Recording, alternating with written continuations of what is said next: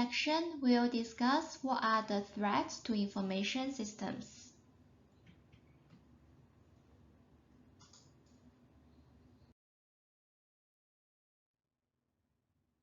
We will first discuss the unintentional threats to information systems, and then we'll go over some intentional threats or deliberate threats to information systems. Okay, first, unintentional threats. One interesting fact about unintentional threats is they largely revolve around human errors.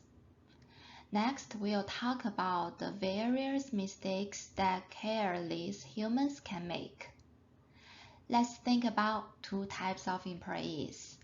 One is regular employees, among which employees, two types will be more dangerous than the others. These two types are the Management Information Systems or MIS employees and the Human Resource or HR employees. Why? MIS employees have access to everything related to information systems, and HR employees have access to your personal records, your social security number, and your date of birth. So, both these affected MIS and HR employees will be a danger to the company. In fact, internal employees are a great danger than external hackers. Besides regular employees, we also have other employees like janitors, consultants, security guards, and contract labor. For example, consultants. Although technically they are not employees, they perform work for the company, and depends on the nature of their work, they may also have access to the company's network, information systems, and information assets.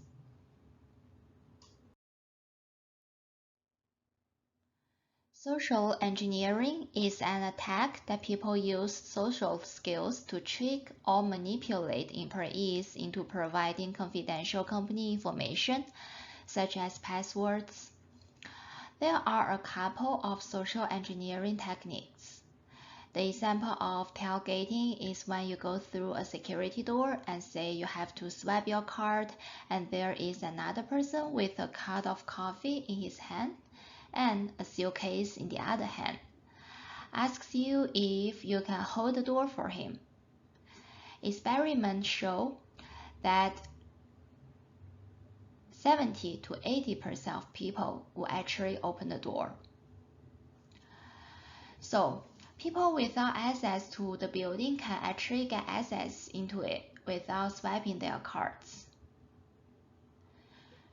Shoulder surfing is when someone looks over your shoulders when you are working on your computer, and people can pick up valuable information in this way.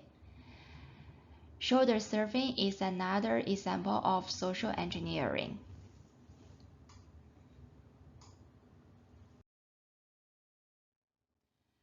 Here is a list of common human errors, including carelessness with laptops, carelessness with portable computing devices, opening questionable email, careless internet surfing, poor password selection use, and carelessness with one's office.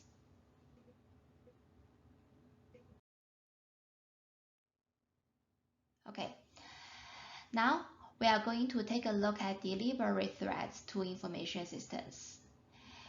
Here is the first part of the list of deliberate threats to information systems, and we will go through each one of them in the following slides.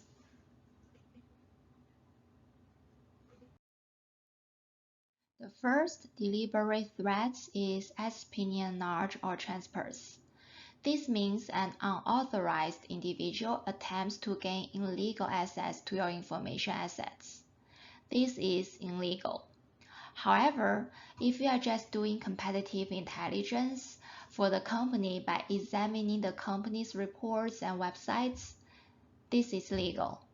So when you pass across the line from competitive intelligence to trespass, you are going from legal to illegal.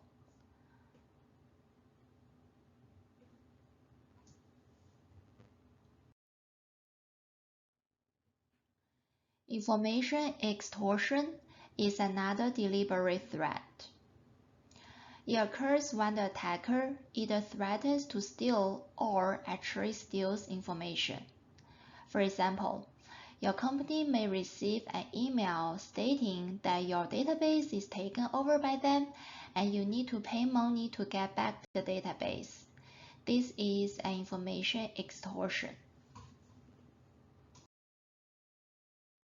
For sabotage or vandalism, it means the deliberate acts that involve defacing an organization's website, possibly damaging the organization's image and causing its customers to lose faith. For example, in 1998, the New York Times website was hacked by supporters of an incarcerated hacker.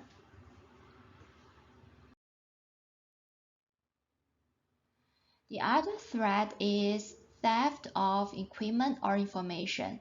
This includes stealing of somebody's laptop, iPad, and smartphones.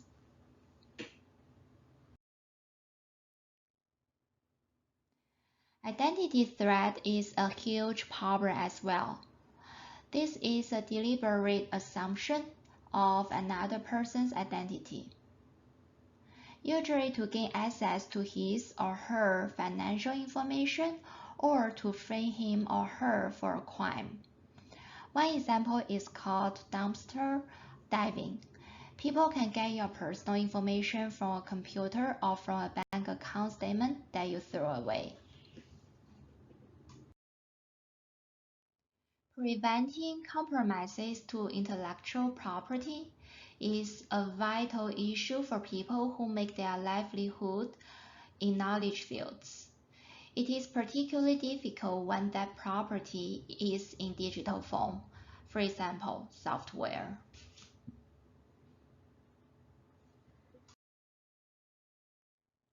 Okay, now let's move on. Here is the second part of the list of deliberate threats to information systems, and we'll go through each one of them in the following slides. Now we'll introduce various types of software attacks. There are three major groups of software attacks. The first group is remote attacks. That is from external attacker requiring you to do something, like virus, worm, phishing attack, and spear phishing attack. Virus is malicious software that attaches to a normal program and it requires that program to spread.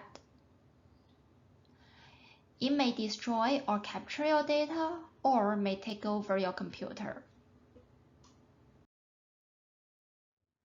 A worm is a malicious software that will propagate or spread by itself and performs some malicious activity.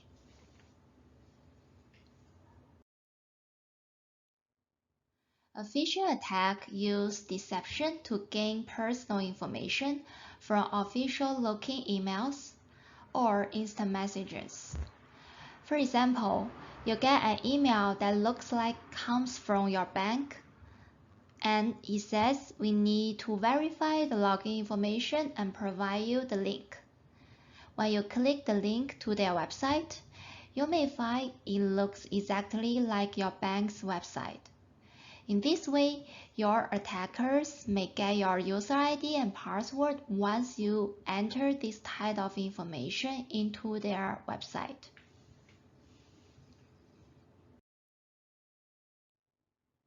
Last one, spear phishing attack, is personalized to their victim. They make the attack specifically for you. For example, a phishing email with your name on it.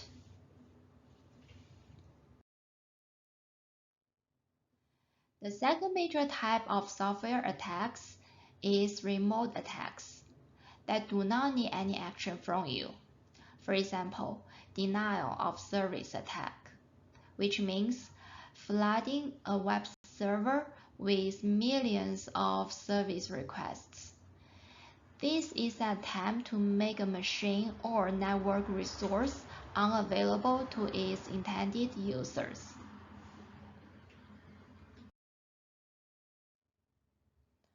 For distributed denial of service attack, an attacker first takes over many computers, typically by using malicious software, and these computers that are taken are called zombies.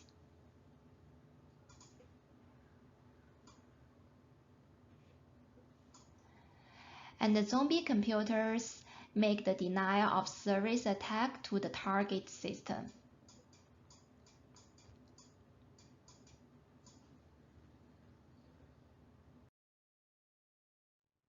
The third types of software attacks are the attacks that a programmer who develops a system incorporate. For example, a backdoor is a password that allows an attacker to access a computer system without having to go through any security procedures. A logic bomb is the segment of computer code embedded within an organization's existing computer programs, which is designed to activate and perform a destructive action at a certain time or date. A Trojan horse is a computer program that hides in other computer programs and reveals their desired behavior only when they are activated. Alien software is a software that is installed on your computer through duplicitous methods. For example, adware may cause pop-up advertisements to appear on your screen. Spyware collects personal information about users without their consent. Spamware uses your computer as a launchpad for spammers. And tracking cookies can be used to track your path through a website. Supervisory control or data acquisition, or SCADA, refers to a large-scale distributed measurement and control system, such as electronic generators or nuclear power plants. SCADA systems provide a link between the physical world and the electronic world. SCADA attacks are the attacks that are targeting this kind of system.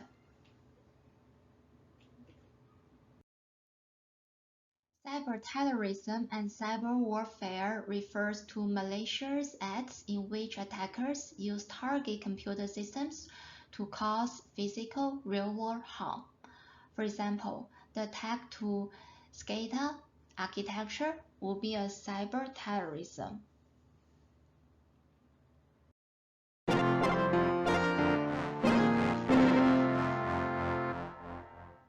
In the next section, we will discuss what organizations are doing to protect their information resources from both unintentional and deliberate threats.